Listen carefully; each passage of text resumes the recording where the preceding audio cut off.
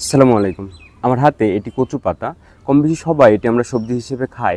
কিন্তু খাওয়ার সময় সবারই একটি অভিযোগ থেকে যায়, এটি চুলকায় কেন বা মুখে ধরে কেন? আসলে কচুতে থাকা ক্যালসিয়াম অক্সালেট এর জন্য দায়ী। এই কচু পাতায় যে ক্যালসিয়াম অক্সালেট থাকে সেটি সূচাকৃতির হয়, যার কারণে আমাদের মুখে ধরে বা চুলকায়। কিন্তু আপনি যখন এর সাথে লেবু মিশিয়ে নেবেন তখন আর এটি চুলকায় না। প্রশ্ন হচ্ছে এটা কেন? কারণ লেবুতে থাকা সাইট্রিক অ্যাসিড এই ক্যালসিয়াম অক্সালেটের সাথে বিক্রিয়া করে ক্যালসিয়াম সাইটেট লবণ তৈরি করে ফেলে, তখন আর মুখ চুলকায় না। তাহলে কি আমরা খাওয়ার সময় কচুর সাথে লেবু মিশিয়ে নেব? অবশ্যই।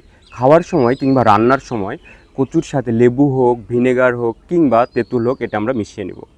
এখানে ৩টি লাভ।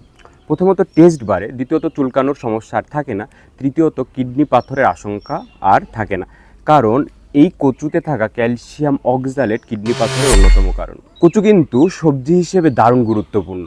কচুতে থাকা ওমেগা 3 উচ্চ রক্তচাপ কমাইতে সাহায্য করে।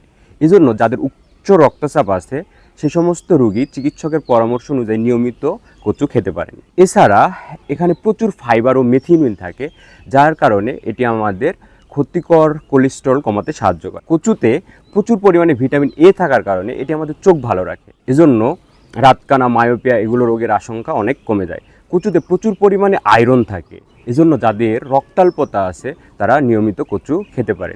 এছাড়া এটি আমাদের ওজন কমাতেও সাহায্য করে। Thank you.